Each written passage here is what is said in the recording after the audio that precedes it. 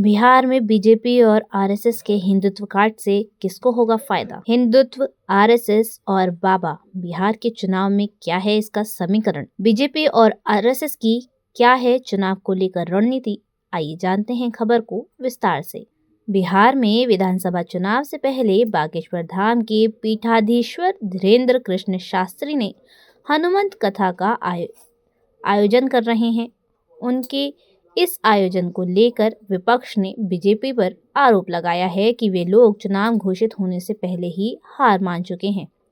बिहार में बाबाओं के आगमन पर जमकर सियासत हो रही है। पक्ष और विपक्ष एक दूसरे पर जमकर हमलावर हैं। वहीं धीरेन्द्र शास्त्री ने गोपालगंज में कहा कि अगर हमें बिहार आने से रोका गया तो हम यहीं पर अपना मठ बिठाएंगे। बिहार में हमेशा से ही जाति की सियासत होती आई है।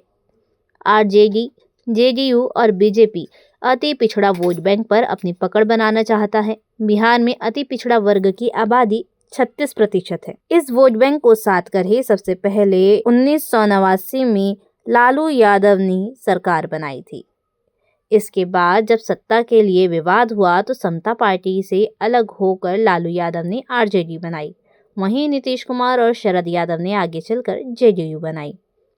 बीजेपी पिछले कुछ समय से लोगों को जातियों में न बांटने का संदेश दे रही है। लोकसभा चुनाव में हिंदू वोटरों के बंटवारे बीजेपी को यूपी और महाराष्ट्र में बड़ा नुकसान हुआ, जिसके बाद पार्टी ने अपनी रणनीति बदली और हिंदू एकता पर बल दिया।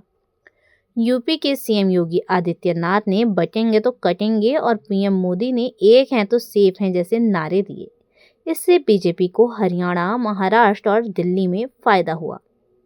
पार्टी ने हरियाणा में लगातार तीसरी बार सरकार बनाई, जबकि महाराष्ट्र में अब तक के इतिहास की सबसे बड़ी जीत दर्ज की। वहीं दिल्ली में 27 साल बाद सत्ता में वापसी की। इन राज्यों की जीत में आरएसएस ने बड़ी भूमिका निभाई। अब एक बार फिर आरएसएस बिहार में सक्रिय हो गई।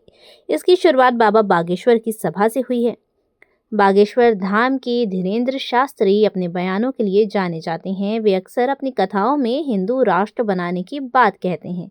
इसके साथ ही देश को संविधान के हिसाब से चलने की बात भी करते हैं। बिहार में आरजेडी और कांग्रेस के जातीय आरक्षण की काट निकालने के लिए बीजेपी ने हिंदू एकता की बात पर जोर देना शुरू कर दिया, ताकि हिंदू जाति के आधार पर न बंटकर सामूहिक तौर पर एक ही पार्टी को सपोर्ट करें। बाबा बागेश्वर और श्री श्री रविशंकर के बिहार में उतरने से आरजेडी और कांग्रेस के अंदर बेचैनी है। कटिहार से कांग्रेस सांसद तारिक अनवर ने बयान देकर कहा कि चुनावी साल में बाबाओं को क्यों बार बार कष्ट दिया जा रहा है। चुनाव आते ही बिहार में बाबाओं के दौरे शुरू हो गए हैं।